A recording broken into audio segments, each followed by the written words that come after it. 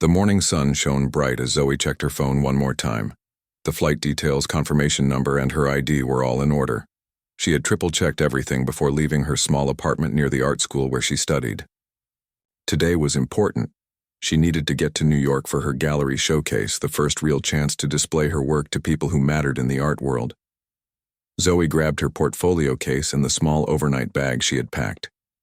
She wasn't one for fancy clothes or excessive luggage. Her art spoke for itself, and that's what mattered to her. The taxi driver helped her load her things into the trunk before heading toward the private airfield outside the city. "First time, flying private?" the driver asked, glancing at her through the rearview mirror. "Yes," Zoe replied with a small smile. She hadn't told him that she had saved for months to afford this flight. It was an investment in her future, she had decided. The commercial flights were all booked or would arrive too late for her to set up her showcase properly. The taxi pulled up to a gleaming building with large glass windows and a sign that read, "Elite Aviation Services." Zoe paid the driver, thanked him, and stepped out, smoothing down her simple black dress. She had chosen it carefully, professional but not showy. Her natural hair was pulled back in a neat bun and she wore minimal jewelry. First impressions mattered, especially in the art world. As she walked toward the entrance, Zoe noticed a few people glancing her way. She was used to it. Being one of the few black students at her art school had prepared her for the looks, the subtle double takes. She pushed through the glass doors and approached the reception desk with confidence. "Good morning," she said to the woman behind the counter. "I'm here for the 11:30 flight to New York." She placed her confirmation email and ID on the counter. The receptionist looked at her, then at the documents, then back at her. Something flickered across her face. Surprise? Doubt? "One moment, please," the woman said, picking up a phone. She turned slightly away and spoke in hushed tones Zoe couldn't quite catch. A few minutes passed. The reception area was quiet except for the gentle hum of air conditioning. Zoe noticed a man in a business suit walk in, get checked in, and walk through to the boarding area in less than 2 minutes. Finally, a man in a crisp uniform approached. "Ms. Roberts, I'm Tom, the customer service manager. There seems to be an issue with your reservation." Zoe frowned. "What kind of issue? I confirmed everything yesterday." Tom cleared his throat. "Well, it appears there might be a mechanical issue with the aircraft you're scheduled on." "Might be?" Zoe asked. Something felt off. "When will you know for sure?" "It could be a while. These checks are thorough." He glanced at his watch. "Maybe a few hours." Zoe's heart sank. A few hours would mean missing her setup time. "Is there another flight I could take? My event in New York is really important." "All our other flights are fully booked," Tom said, quickly. Too quickly. "I suggest rescheduling for tomorrow." Zoe took a deep breath. She had dealt with situations like this before. "Could I speak with your supervisor, please? This reservation was confirmed, and I need to get to New York today." Tom's smile tightened. "I am the supervisor on duty, ma'am. Then perhaps you could double-check if there are any other options? Maybe another company at this airfield has availability?" Zoe remained polite but firm. "Look," Tom said, lowering his voice. "This is a private aviation service. Our clients expect certain standards. Perhaps commercial flying would be more suitable for your needs." The implication hung in the air between them. Zoe felt her cheeks grow warm, but she kept her composure. "My needs are to get to New York today, as per my confirmed reservation," she said evenly. "Are you refusing me service?" Tom straightened up. "Of course not. It's merely a mechanical issue, as I explained." For the next 2 hours, Zoe sat in the waiting area, making calls to see if there were any last-minute commercial flights she could book. There weren't. She watched as other passengers arrived, checked in, and boarded their flights without issue. None of them looked like her. She approached the desk 3 more times. Each time the story changed slightly. First it was a mechanical issue. Then there was confusion about her payment. Then they claimed her name wasn't on the flight manifest despite the confirmation email in her hand. A young staff member brought her a complimentary coffee. I'm sorry about this, he whispered. It happens sometimes. Not right, if you ask me. By mid-afternoon, Zoe had to accept the inevitable. She wasn't going to make it to New York today. Her showcase would have to be set up in a rush tomorrow morning, if she could even get there in time. As she was about to leave, Tom approached her again. Good news, he said without meeting her eyes. We can get you on a flight tomorrow morning. What, about the mechanical issues? Zoe asked. All resolved, he replied quickly. So shall I rebook you? Zoe looked at him for a long moment. No, thank you, she said finally. I'll make other arrangements. Outside, the sun was still bright, but Zoe felt cold. She had experienced discrimination before, but this felt different, more blatant, more consequential. This wasn't just about hurt feelings. This was about her career, her future. She called another taxi and sat down on a bench to wait. Then, after a moment's hesitation, she pulled out her phone again and called her father. Her father wasn't just any businessman. Richard Roberts had built a tech empire from nothing, becoming one of the few black billionaires in the country. But he kept a low profile, rarely appearing in public or giving interviews. Few people knew what he looked like, and Zoe had never used his name or connections to get ahead. She wanted to succeed on her own merits. But today, she needed her father. The phone rang 3 times before he picked up. Zoe? Everything okay with your flight? His voice, deep and familiar, brought tears to her eyes. She blinked them away. No, Dad. Everything is not okay. She told him what happened, keeping her voice steady. She described the changing excuses, the people who boarded without issue, the subtle and not so subtle implications. Her father was silent for so long that Zoe wondered if the call had dropped. Then he spoke, his voice calm but with an edge she recognized. Get a hotel for tonight, he said. Text me the name, get some rest. Dad, my showcase. Will happen, he finished for her. I promise you that. Your work deserves to be seen, and it will be. What are you going to do? Zoe asked, knowing her father well enough to sense he had something in mind. Just focus on your art, Butterfly, he said, using his childhood nickname for her. Let me handle the rest. Zoe smiled despite herself. Her father had always been her champion, teaching her to stand tall and proud in a world that wasn't always kind or fair. He had taught her the value of quiet dignity, of letting your work speak for itself, but he had also taught her that sometimes you had to stand up and fight back. As the taxi arrived, Zoe felt a sense of calm replace her earlier distress. Tomorrow would be different. She didn't know exactly what her father planned, but she knew one thing for certain. Elite Aviation Services was about to learn that appearances can be deceiving, and assumptions could be costly. She settled into the taxi, her mind already turning to her showcase. Whatever happened tomorrow, her art would be ready. And so would she. Zoe sat on the edge of the hotel bed, her art portfolio leaning against the wall nearby. The room was nice enough, clean, comfortable, with a view of the city lights beginning to twinkle as evening fell. But it wasn't where she was supposed to be. By now, she should have been in New York, setting up her artwork in the gallery space, preparing for tomorrow's showcase. She picked up her phone and scrolled through her emails. The gallery owner had been understanding when she called to explain the situation, but Zoe could hear the concern in her voice. First impressions mattered in the art world, and being unprepared or late wasn't the impression Zoe wanted to make. A knock on the door pulled her from her thoughts.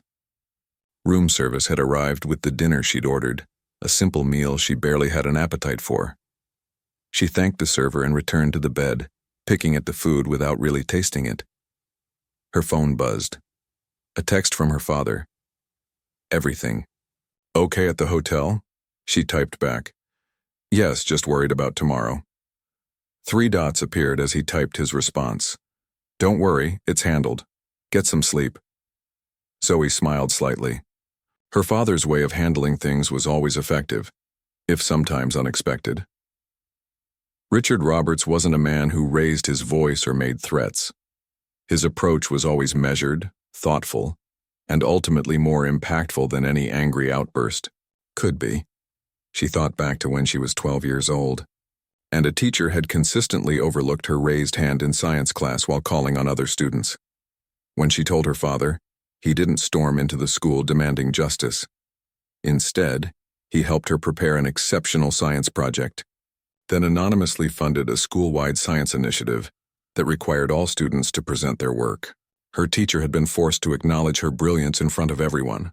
That was her father's way, turning obstacles into opportunities, fighting injustice by creating new paths rather than just tearing down barriers. Her phone rang, interrupting her memories. It was her best friend, Ty. "Hey," she answered. "What's up?" "Shouldn't I be asking you that?" Ty replied. "Aren't you supposed to be in New York by now, becoming famous and forgetting all you little people?" Zoe laughed despite herself. "Change of plans. I'm still in town." "What? Why?" The concern in Ty's voice was immediate. Zoe took a deep breath and explained what had happened at the airfield. As the story unfolded, Ty's exclamations grew more colorful. "They did not. In 2025? Are you serious?" Ty was furious. "Please tell me you're suing them into oblivion." "I called my dad," Zoe said simply. There was a pause. Then Ty whistled low. "Oh man. They don't even know what's coming, do they?" "Probably not," Zoe admitted. "You know how Dad is. He doesn't post on social media, doesn't do interviews, like most people have no idea what he looks like." "Which makes it even better," Ty said with obvious glee. "I wish I could see their faces when they realize who they messed with, but wait, what? About your showcase?" Zoe sighed. "That's what I'm worried about. Dad says he's handling it, but the opening is at 7 p.m. tomorrow. Even if I get there first thing in the morning, it's going to be tight to set everything up properly." "If anyone can make it happen, it's you," Ty said firmly. "Remember that time in college when the pipes burst in the studio the night before? Final projects were due? Everyone else panicked, but you just moved your stuff to the laundry room and finished there." The memory made Zoe smile. She had stayed up all night in that laundry room, the rhythmic sound of washing machines somehow helping her focus as she completed her paintings. "Thanks for the pep talk," she said. "I should try to get some sleep." "Call me tomorrow," Ty insisted. "I want all the details." After hanging up, Zoe tried to distract herself by reviewing her artist statement and the layout plans for her showcase. Her work explored themes of identity, belonging, and the spaces in between cultures. Growing up as the daughter of a self-made billionaire who kept out of the spotlight had given her a unique perspective on privilege and perception. People saw a young black woman and made assumptions. They didn't see the hours she spent in the studio, the scholarship she'd earned on merit, or the way she deliberately chose to live in a small apartment rather than one of her father's many properties. Her phone buzzed again. Another text from her father. "Turn on the news, Channel 7. Curious, Zoe grabbed the remote and turned on the TV. The local news was doing a segment on discrimination in the private aviation industry. A reporter was standing outside Elite Aviation Services, the very place that had turned Zoe away. "Sources tell us that a prominent businessman plans to file a major lawsuit against Elite Aviation after his daughter was allegedly denied service today," the reporter was saying. "While we don't have confirmation on who this businessman is, industry insiders suggest it could be someone with significant influence in the tech sector." Zoe's eyebrows shot up. Her father must have leaked the story to the press. It was a classic Richard Roberts move, creating pressure through public attention without directly placing himself in the spotlight. Her phone rang immediately. It was her father. "Did you see it?" he asked when she answered. "I did," Zoe replied. "Dad, what exactly are you planning?" "Just clearing the path," he said cryptically. "How are you feeling?" "Frustrated. Worried about tomorrow. But mostly," she hesitated, "mostly I'm just tired of having to prove I belong in spaces." Her father was quiet for a moment. "I know, Butterfly," he said finally, his voice gentle. "I've spent my life in those spaces. That's why I keep a low profile. I let my work speak instead of my face, but sometimes you have to remind people that their assumptions have consequences. I don't want special treatment. Zoe insisted. I never have. And you won't get it, her father assured her. But you deserve equal treatment. There's a difference. They talked for another hour, moving from the day's events to her art, her plans for the showcase and his latest project, a tech incubator for underrepresented communities. It was their usual conversation, spanning business, art, family, and the unique challenges they faced as Black professionals in predominantly white spaces. By the time they hung up, Zoe felt more centered. Whatever her father had planned, she trusted him. Richard Roberts wasn't a man who sought revenge, he sought change. Just as she was about to turn off the lights and try to sleep, her phone buzzed one more time. A text from an unknown number. Ms. Roberts, this is Tom from Elite Aviation. I just learned about your situation and wanted to personally apologize for today's misunderstanding. We would be honored to fly you to New York first thing tomorrow morning. Complimentary, of course, Zoe. Stared at the message, a mix of emotions swirling through her. So that was part of her father's plan. He had made sure the right people knew exactly who she was, who he was. She typed back, "Thank you for the offer, but I've made other arrangements." She hadn't, not yet, but she would. She didn't want their service now that they knew who her father was. That wasn't the point. Another text came through, this one from her father. "Car will pick you up at 6 a.m. Pack light. Trust me." Zoe smiled and set her alarm. Whatever tomorrow brought, she would face it with the quiet dignity her father had always modeled for her, and her art would speak for itself, just as it should. She drifted off to sleep, thinking about her showcase, picturing her paintings hanging in the New York gallery. Each piece told a story about existing between worlds, about being seen and unseen, about the power of perception and the reality beneath.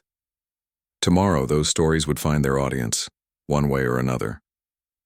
The morning came too quickly. Zoe's alarm jolted her awake at 5:30 a.m. She showered quickly, dressed in the clothes she had laid out the night before, black pants, a crisp white shirt, and a colorful scarf that echoed the palette of her artwork. Professional but distinctly her own style. As she packed her overnight bag, her phone buzzed with a text, "Car waiting downstairs." Zoe gathered her portfolio case and bag, took one last look around the hotel room, and headed down to the lobby. Outside, she expected to see one of her father's company cars, sleek, black, and understated as his usual style dictated. Instead, she found a driver standing beside the most ostentatious vehicle she had ever seen, a gleaming white Rolls-Royce, with what appeared to be custom detailing in gold. "Ms. Roberts?" the driver said, opening the door for her. "Your father sent me." Zoe stood frozen for a moment. This was not her father's style at all. Richard Roberts prided himself on his subtlety, his ability to move through the world without drawing attention. "There must be some mistake," she began. The driver smiled. "No mistake. Mr. Roberts was very specific. He said, and I quote, 'Sometimes you need to remind people what they're dealing with.'" Zoe laughed despite herself. Her father, the master of the understated power move, was making an exception today. She slid into the luxurious back seat, her portfolio case carefully placed beside her. "Where are we going?" she asked as the driver pulled away from the hotel. "Back to Elite Aviation," he replied. "Your father is meeting us there." Zoe's heart raced. So that was the plan. Not a lawsuit, or a public shaming, but a direct confrontation. It wasn't her father's usual approach, which made her both nervous and curious. As the Rolls-Royce glided through the early morning traffic, Zoe's phone rang. It was the gallery owner in New York. "Zoe? I have some news that might surprise you," the woman said. "A courier just delivered all your display materials, the pedestals, the lighting fixtures, everything on your list. And there's a team here ready to set up according to your layout plan. They said they were sent by your father?" Zoe smiled. Of course. While she was dealing with the immediate problem, her father had been solving the next one. "That's wonderful," she said. "I should be there this afternoon to oversee the final arrangement." "Take your time," the gallery owner said, sounding impressed. "These people seem to know exactly what they're doing." By the time the call ended, they were approaching the airfield. Even from a distance, Zoe could see something was different. There were news vans parked outside the elite aviation building. "Dad really did call the press," she murmured. The driver heard her. "Mr. Roberts believes in accountability through transparency," he said with a slight smile. "Or at least that's what he told me when he asked me to pick up a reporter friend of his on the way here." Sure enough, in the back seat of another car just ahead of them, Zoe spotted one of the city's most respected investigative journalists. The pieces were falling into place. The white Rolls-Royce pulled up to Elite Aviation Services just as the morning sun cast long shadows across the airfield. The gleaming building looked different in this light, less imposing, more exposed. Several employees stood near the entrance, their postures stiff with anticipation. News vans lined the perimeter, cameras already rolling. Zoe took a deep breath as the driver opened her door. She stepped out, portfolio case in hand, and straightened her shoulders. The whispers started immediately. She caught fragments. "That's her. The girl from yesterday. Robert's daughter." Then she saw him. Her father stood near the entrance, his tall frame impeccably dressed in a suit that probably cost more than most people's monthly salary. Richard Roberts didn't often dress to display his wealth, but today was clearly an exception. His watch alone could have paid for Zoe's entire art school education. Beside him stood 4 people she recognized as part of his executive team, and 2 others who carried the unmistakable air of high-powered attorneys. What struck Zoe most, however, wasn't her father's unusually flashy appearance. It was his expression. Calm, measured, with the slight smile that had become his trademark in business negotiations. Richard Roberts never showed anger. He didn't need to. "Dad," she said as she approached. He turned, and his expression softened. "Right on time," he said, giving her a quick hug. "Ready?" Before she could answer, the front doors burst open. A man in an expensive suit rushed out, flanked by what appeared to be the senior management of Elite Aviation. "Mr. Roberts." The man extended his hand, smile too wide, eyes too bright. "I'm Alan Wilson, CEO of Elite Aviation. It's such an honor to meet you. We're deeply sorry about the misunderstanding with your daughter yesterday." Richard looked at the outstretched hand but didn't take it. "A misunderstanding," he repeated, his voice level. "Is that what you call it when your staff invents mechanical problems that don't exist? When they change their story 3 times in 2 hours? When they allow other passengers to board while my daughter sits in your lobby?" Wilson's smile faltered. "Sir, I can assure you this isn't how we do business. The employee responsible has been suspended pending." "The employee?" Richard raised an eyebrow. "You mean Tom? The customer service manager? The one who told my daughter that your clients expect certain standards?" Tom stood several feet behind Wilson, his face pale. "I'd like to speak with your board," Richard continued. "Not here, not as a spectacle, but soon. Very soon." Wilson swallowed visibly. "Of course, Mr. Roberts, we can arrange that immediately." "Good." Richard nodded. "For now, my daughter has a flight to catch. I believe you have a jet available?" Wilson nearly tripped over himself to assure them that yes, their best aircraft was fueled and ready, with their most experienced pilot and crew standing by. "Excellent," Richard said. Then, turning to one of his attorneys, he added, "Make sure Ms. Chen from the FAA gets the documentation she requested." The mention of the Federal Aviation Administration caused another ripple of tension through the Elite Aviation staff. Zoe hid a smile. Her father had clearly been busy since their phone call last night. Richard turned to Zoe. "Your artwork is already on its way to New York. The gallery owner has the setup team following your instructions. All that's missing is you." Zoe nodded, feeling a surge of gratitude. Her father had taken care of everything just as he promised.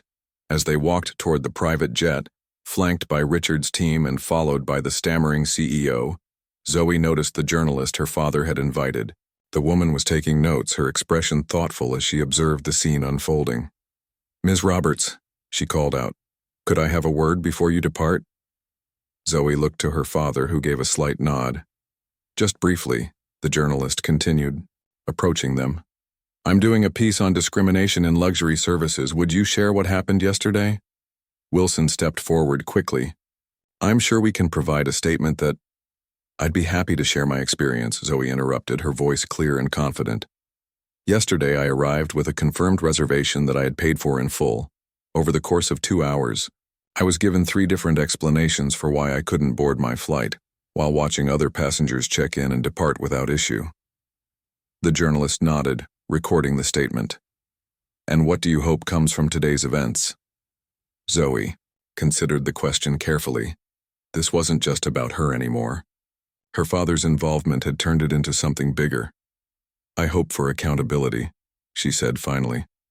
"Not just here, but everywhere people are judged by their appearance rather than their character or credentials.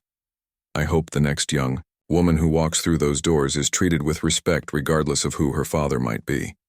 The journalist smiled. "Thank you, Ms. Roberts. Mr. Roberts, would you care to comment as well?" Richard, who had been watching his daughter with pride, turned to the journalist. "My daughter said it perfectly. This isn't about special treatment, it's about equal treatment, and it's about consequences for those who fail to provide it." The journalist thanked them both and stepped back as they continued toward the waiting aircraft. It was the most luxurious private jet Zoe had ever seen, with plush leather seats, polished wood accents, and a flight attendant waiting at the steps. "Mr. Roberts, Ms. Roberts," the attendant greeted them warmly. "Welcome aboard. We'll be departing for New York in approximately 15 minutes. As Zoe settled into her seat, she looked out the window at the elite aviation building. The news vans were still there, and she could see Wilson speaking frantically with his management team. Her father had made his point without raising his voice or making a scene. That was his way. Quiet power, strategic pressure, calculated impact. Richard sat across from her. "Too much?" he asked with a slight smile, gesturing to their surroundings. Zoe laughed. "Just a bit. The Rolls-Royce was definitely a touch dramatic." "Sometimes. Drama has its uses," he replied. "People respond to symbols. The car, the suit, the entourage, they're all reminders of what they missed by judging you on sight." "I know," Zoe said, "but it's not who you are. Not really." Richard's expression softened. "No, it's not. But it's a tool I can use when needed." He paused. "Your mother would have handled it differently. She would have organized a protest, made speeches, rallied support. Her way was beautiful too." Zoe smiled at the mention of her mother, gone now for 5 years. "She believed in making noise. You believe in making waves." "Different approaches, same goal," Richard agreed. "Speaking of goals, are you ready for your showcase tonight?" And just like that, they shifted from billionaire father and his daughter making a point to simply father and daughter, discussing her art. As the jet taxied down the runway, Zoe described her plans for the final arrangement of her pieces, the lighting she wanted, the sequence she hoped would guide viewers through her artistic journey. Richard listened intently, asking questions that showed he truly understood both her art and her vision.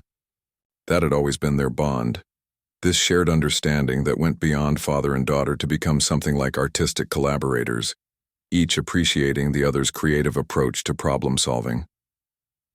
The jet lifted smoothly into the air. Below them, the airfield grew smaller, the elite aviation building just a speck in the landscape. Whatever happened there next, the board meetings, the policy changes, the inevitable PR campaign to repair the damage, was no longer their immediate concern. Zoe's thoughts turned to New York, to her showcase, to the opportunity that had almost been denied her. Thanks to her father's intervention, she would arrive with plenty of time to perfect the presentation of her work. But she couldn't help wondering about others who didn't have a Richard Roberts to call when doors were closed in their faces. "Dad," she said suddenly, "I've been thinking. After the showcase, I want to start a new project." Richard raised an eyebrow, intrigued. "What kind of project?" "Something about access, about doors opening and closing, about who gets in and who stays out." She gestured to the luxurious cabin around them. "About spaces like this and who gets to occupy them." Richard nodded slowly, understanding immediately. An art project? Or something more? Both, Zoe said, her mind racing with possibilities. Art that creates change. Maybe a scholarship program for young artists from underrepresented backgrounds. Or a series of exhibitions in unexpected places, bringing art to communities that don't usually see it. I like it, Richard said. Use what happened as fuel, not just for anger, but for creation. Exactly, Zoe agreed. Elite aviation will change their policies because they're afraid of you. But real change happens when people change how they see the world. That's what art can do. The flight attendant approached with refreshments, serving them with the deference reserved for the ultra-wealthy. Zoe accepted a glass of water, suddenly aware of the irony. Yesterday she had been deemed unworthy of service. Today she was treated like royalty. Nothing about her had changed except the context, the visible presence of her father, the symbols of wealth and power that now surrounded her. As the jet soared toward New York, Zoe opened her portfolio case and removed a sketchbook. She began to draw quick flowing lines that captured the feeling of ascension, of crossing boundaries, of moving between worlds. This experience would find its way into her art, transformed and transcended. Richard watched her work for a while, then pulled out his tablet to handle some business matters. They sat in comfortable silence, father and daughter, each in their element, each processing the morning's events in their own way. 3 hours later, as the New York skyline came into view, Zoe felt a sense of anticipation replace the lingering frustration of the previous day. Her showcase would happen as planned. Her art would speak for itself, just as she had always wanted. But she carried with her a new understanding, that sometimes, to create space for that voice to be heard, other kinds of power needed to be wielded first. Her father had taught her that lesson today, not with words, but with actions. The jet began its descent toward a private airfield in New York. Zoe put away her sketchbook and looked out at the city spread below them, a canvas of possibilities, of stories waiting to be told, of spaces waiting to be claimed. Ready? Richard asked as they prepared to land. Zoe nodded. Ready? For her showcase, yes. But also for what would come after, the new work, the new purpose that had begun to take shape in her mind. Elite aviation had closed a door, but in doing so they opened something else. A window into a world that needed changing. A world her art could help transform. The wheels touched down smoothly on the runway. One journey was ending, but another was just beginning. The New York gallery buzzed with activity as Zoe walked through the doors. Afternoon sunlight streamed through the tall windows, illuminating the space where her artwork would soon hang. True to her father's word, everything was already in motion. A team of professional art handlers carefully unpacked her paintings, while others assembled display pedestals according to the diagram she had created weeks ago. Zoe! The gallery owner, Diane, hurried over. She was a tall woman with silver-streaked hair and an eye for emerging talent. I was starting to worry.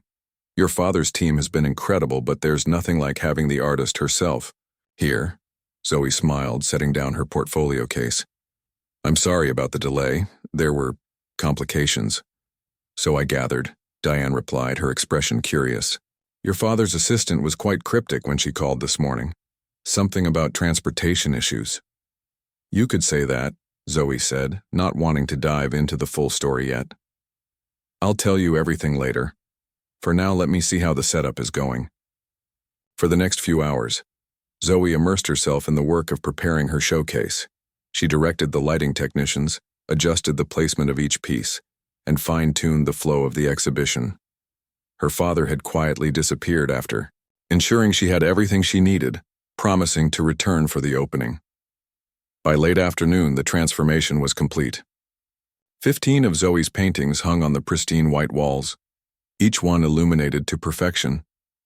Her work explored themes of identity and perception, portraits that seemed to change depending on where the viewer stood, landscapes that revealed hidden elements when observed from different angles. Diane stood in the center of the main room, taking it all in. It's remarkable, Zoe, even stronger than I expected. There's something I don't know, something more urgent in these pieces than I remembered from your portfolio. Zoe nodded. Her art had always been personal, but recent experiences had sharpened her vision. Life has a way of clarifying things. Well, whatever it is, it works, Diane said firmly. I've already had inquiries from several serious collectors who are coming tonight, and the Times critic confirmed this morning. Just as they were finishing the final adjustments, the gallery door opened. A man in a business suit walked in, looking out of place among the art and white walls. Ms. Roberts? He called, spotting Zoe across the room. Zoe approached him cautiously. Yes? Thomas Wilson, Elite Aviation Board of Directors. He extended his hand. I was hoping to speak with you privately. Zoe felt a surge of surprise, followed quickly by wariness. How did you find me? Wilson had the grace to look embarrassed. Your father mentioned your showcase during our conversation. This morning, I took a chance that you might be here. Diane appeared at Zoe's side, protective instinct evident in her stance. We're preparing for an opening. Is this urgent? Wilson hesitated. I believe it is, yes. Zoe made a quick decision. It's okay, Diane, we can use your office. This won't take long. In the small, cluttered office at the back of the gallery, Zoe took the seat behind the desk. A subtle power move her father would have appreciated. Wilson sat across from her, clearly uncomfortable. I'll be direct, Ms. Roberts, he began. What happened yesterday was inexcusable. The employee who dealt with you has been terminated, and the supervisor who allowed it to continue has been suspended. That's a start, Zoe said evenly. But we both know this isn't about one or two employees. Wilson nodded reluctantly. You're right. It's about culture and policy, or the lack thereof. He placed a folder on the desk. This is our new anti-discrimination policy. It's being implemented immediately, with mandatory training for all staff. We're also establishing an independent review board to handle any future complaints. Zoe opened the folder and skimmed the contents. The policy seemed comprehensive, with clear consequences for violations. This looks good on paper, she said, closing the folder. But policies only matter if they're enforced. They will be, Wilson assured her. Your father made that abundantly clear this morning. The FAA audit he triggered will ensure we have proper oversight for at least the next year. Zoe wasn't surprised. Her father's mention of the FAA representative hadn't been a bluff. I appreciate you coming in person, she said after a moment. Most companies would have sent a gift basket and a form letter. Wilson gave a tired smile. Your father suggested that a personal approach would be more appropriate. He can be very persuasive. That he can, Zoe agreed. She studied the man across from her, wondering if his contrition was genuine or merely a business calculation. Probably both. There's one more thing, Wilson said, reaching into his jacket pocket. We'd like to offer you a lifetime membership in our executive flyer program. All your future flights with us would be complimentary. He placed a sleek black card on the desk between them. Zoe looked at it but didn't touch it. That's not necessary, she said firmly.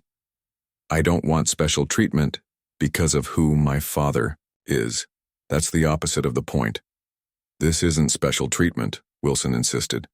It's an acknowledgement of our failure and a commitment to do better. We're offering similar memberships to several community organizations that support underrepresented artists and entrepreneurs. Your father suggested it, actually. Of course he did, Zoe thought.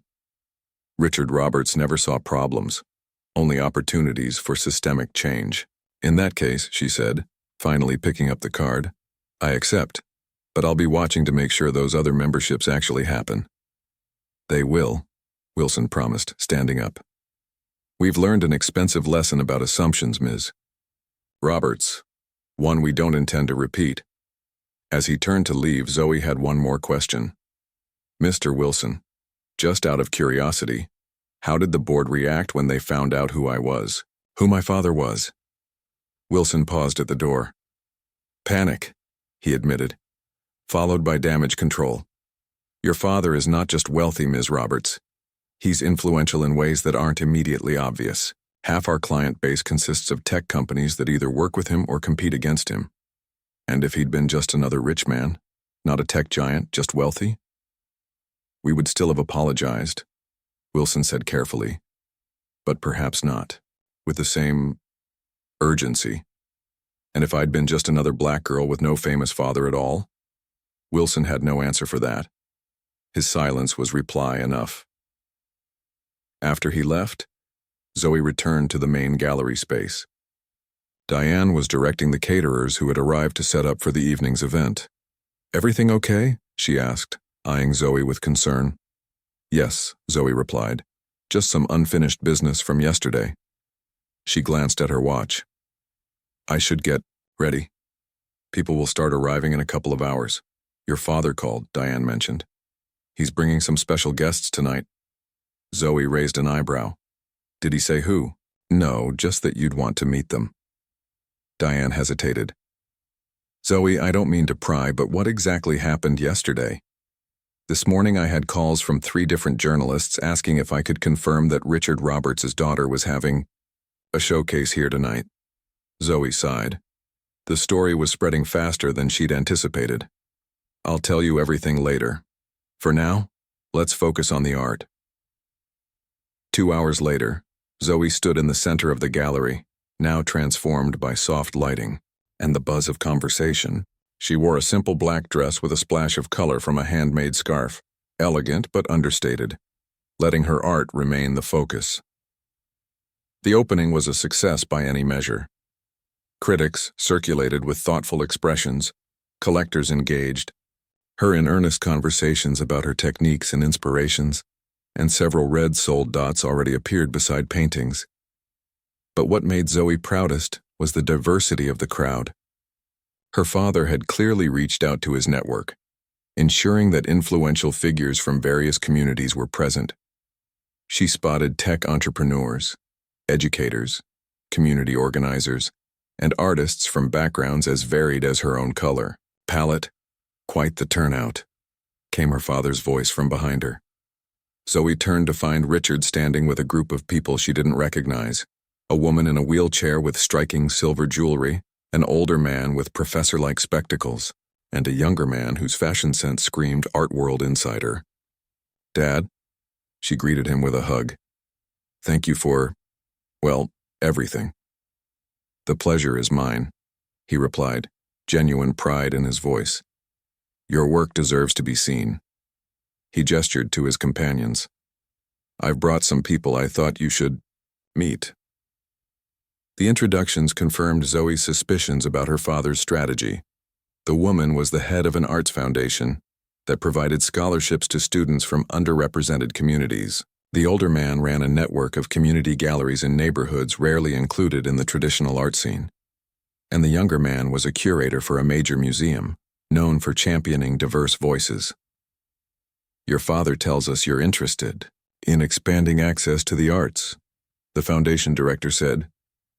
"We should talk about potential collaborations." For the next hour, Zoe found herself engaged in exactly the kinds of conversations she had hoped would grow from her work.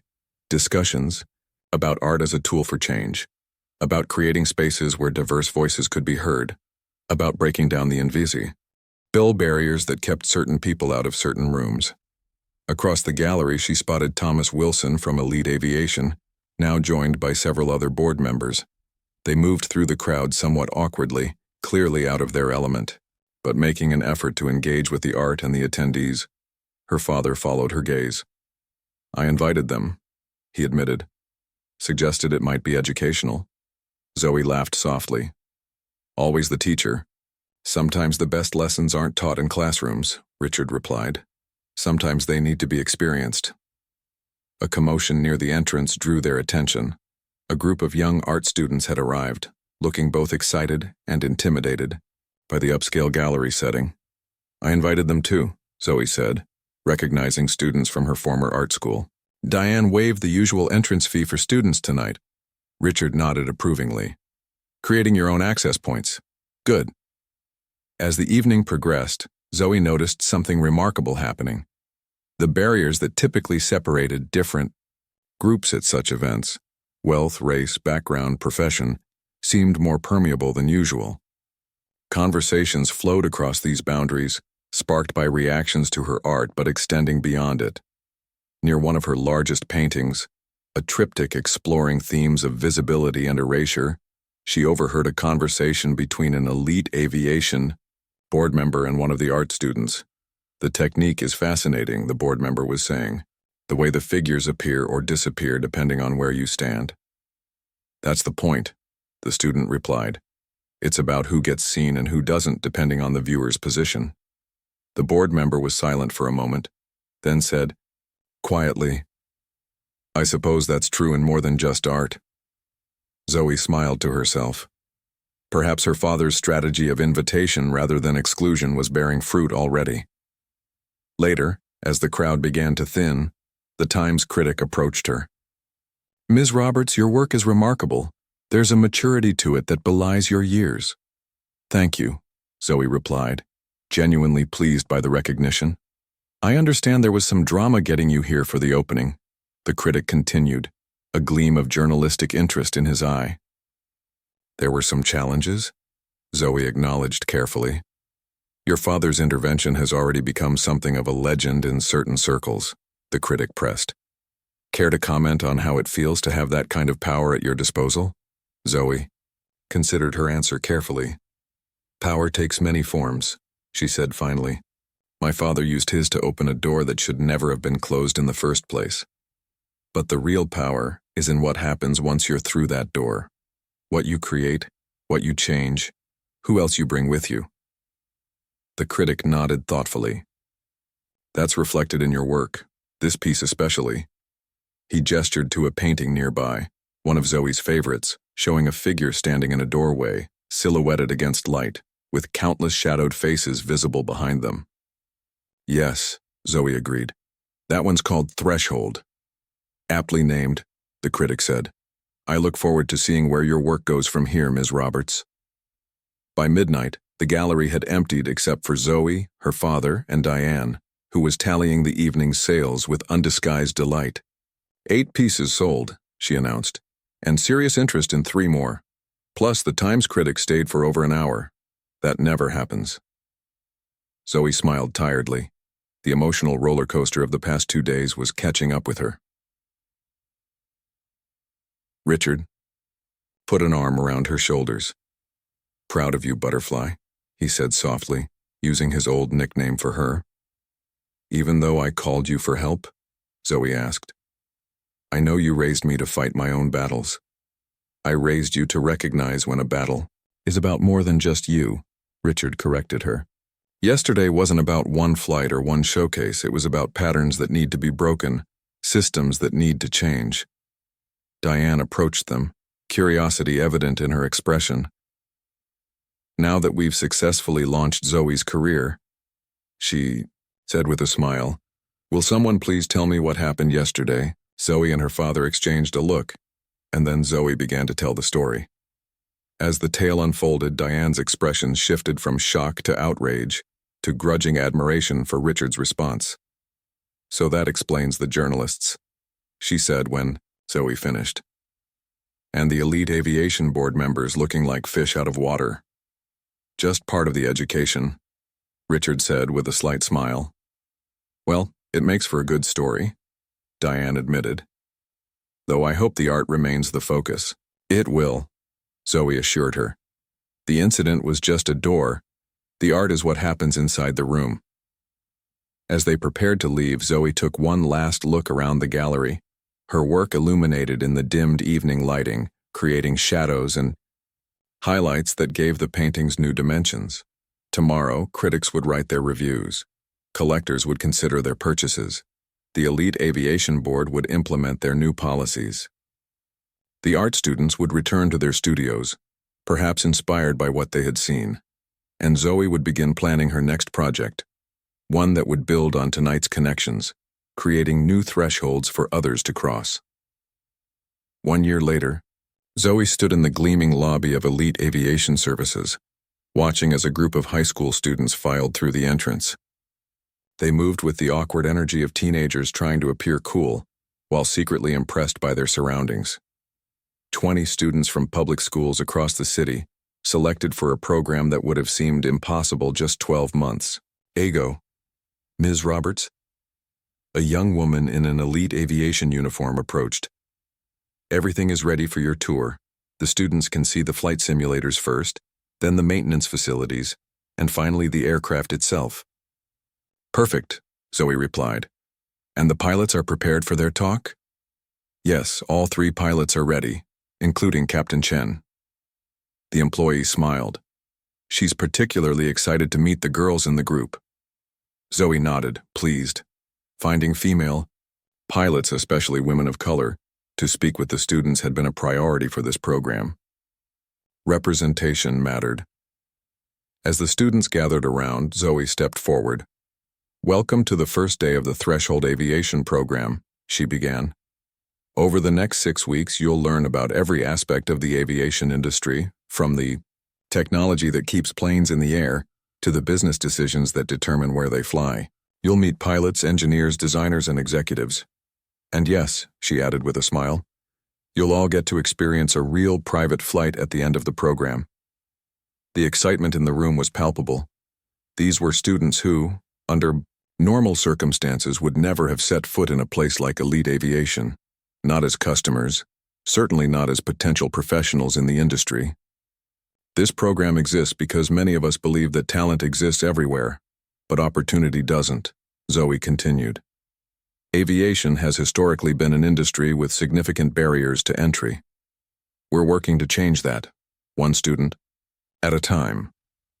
What she didn't say, what everyone at Elite Aviation already knew, was that this program existed because of what had happened to her a year ago.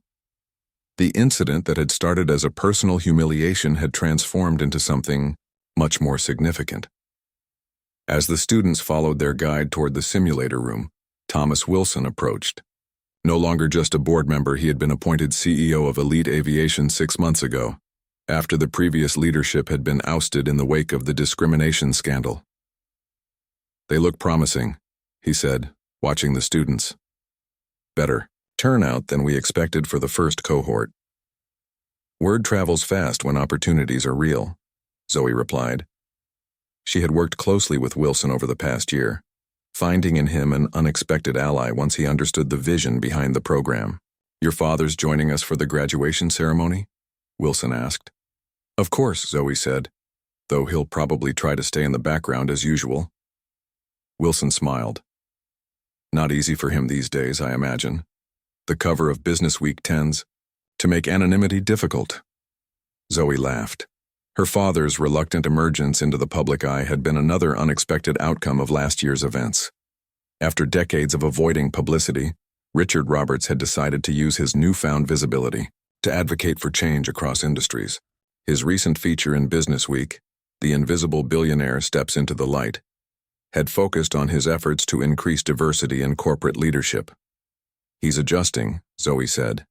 It helps that he believes in the cause. A cause that had gathered remarkable momentum. What had begun as a single incident at a private airfield had sparked conversations across the luxury service industry about implicit bias and exclusionary practices. Zoe's art career had flourished alongside these developments, her work increasingly focused on themes of access, visibility, and transformation. Her showcase at Diane's gallery had been just the beginning. In the past year, her paintings had appeared in 3 major exhibitions, each one exploring different aspects of belonging and exclusion. Critics had noted the evolution in her work, from exploring these themes in abstract terms to more direct visual storytelling. Ms. Roberts? A voice interrupted her thoughts. One of the students, a girl of about 16 with bright eyes and a determined expression, had broken away from the group. Can I ask you something? Of course, Zoe replied. Is it true this whole program started because they wouldn't let you on a plane? Zoe hesitated, surprised by the directness of the question. The story had become something of a legend, retold with varying degrees of accuracy. It's a bit more complicated than that, she said carefully. But yes, an experience I had here last year led to some important conversations and eventually to this program. The girl nodded, seemingly satisfied. My mom says sometimes the worst days turn into the best opportunities. Sounds like that's what happened. Your mom is wise, Zoe said with a smile. Now you should catch up with your group. The flight simulators are pretty amazing. As the girl hurried off, Wilson cleared his throat. Speaking of opportunities, he said, I wanted to discuss expanding the program. We've had interest from 3 other aviation companies about adopting the model. Really? Zoe was genuinely surprised. Including High Point Aviation.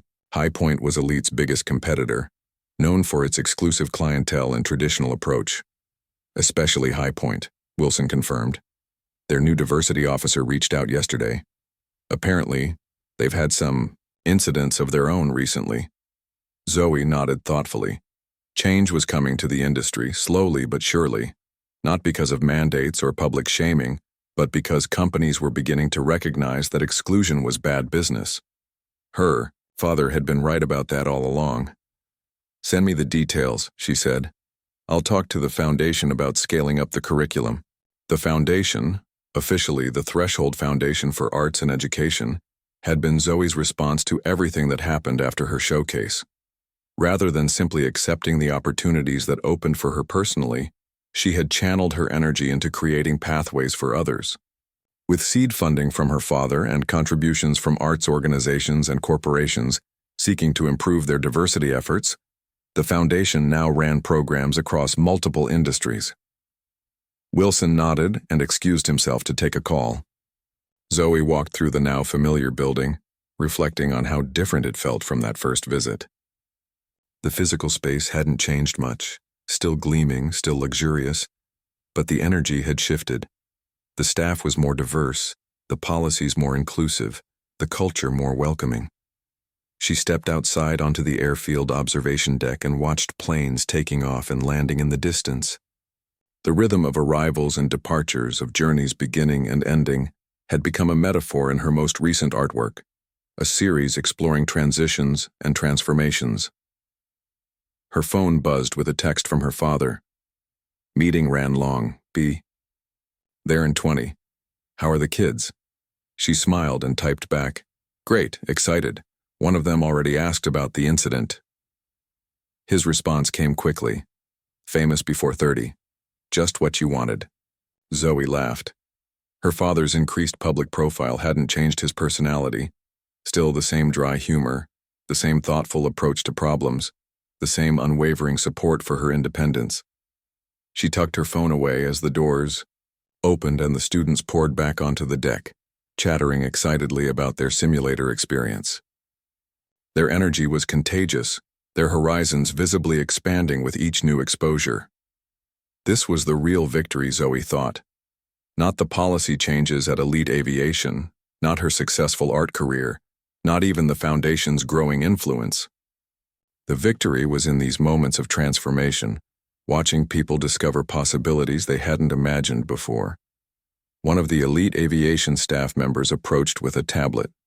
Ms. Roberts, we have the final numbers for the summer scholarship program. 20 full scholarships for flight school as you requested. Perfect, Zoe said, reviewing the document.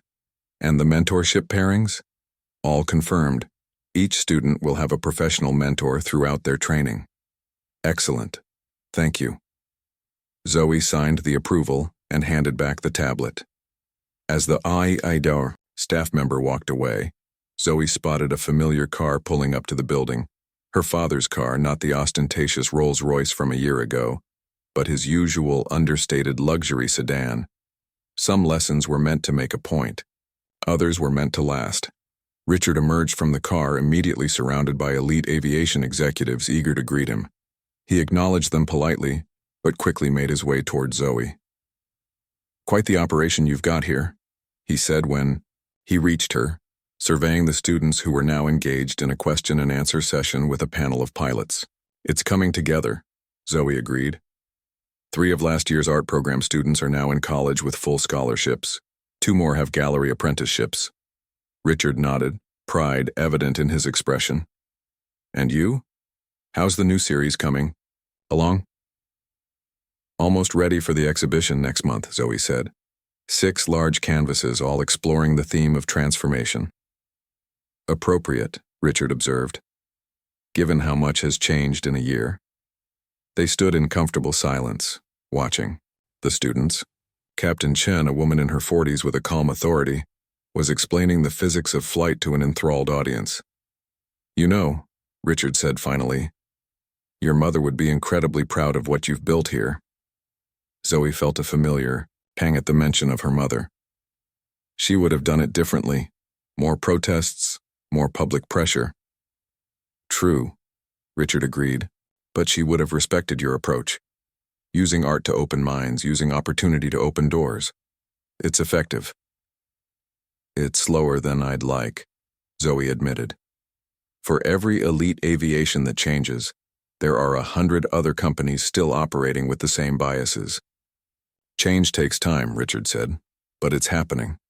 That call I was on this morning, the tech consortium is implementing the hiring framework we developed. 17 major companies all committing to measurable diversity targets with real accountability. Zoe smiled. So your reluctant celebrity is paying off. Richard made a face.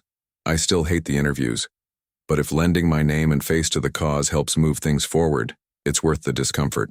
The invisible billionaire steps into the light, Zoe quoted teasingly. Don't remind me, he groaned. That photographer made me sit still for 2 hours. Their conversation was interrupted by Wilson, who approached with an apologetic expression. Sorry to interrupt, but the FAA representatives are here for the program certification review. We'll be right there, Zoe assured him. As Wilson walked away, Richard raised an eyebrow. FAA certification? You didn't mention that. It's the final piece, Zoe explained.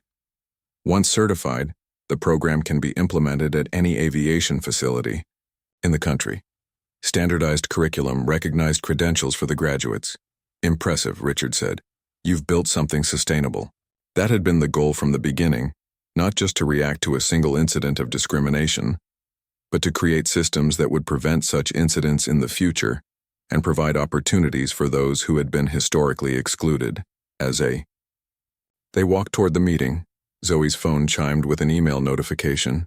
It was from Diane, the gallery owner who had hosted her first showcase. The subject line read, Threshold Exhibition, Museum Interest. Zoe quickly scanned the message. The Museum of Modern Art was interested in acquiring 2 pieces from her upcoming exhibition for their permanent collection.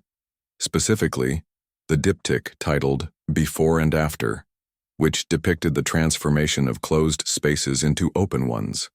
She showed the email to her father, who squeezed her shoulder in silent congratulation. Her art and her advocacy work had become increasingly intertwined, each informing and strengthening the other. In the conference room, the FAA representatives were already seated, along with Wilson and several members of the Threshold Foundation's education team.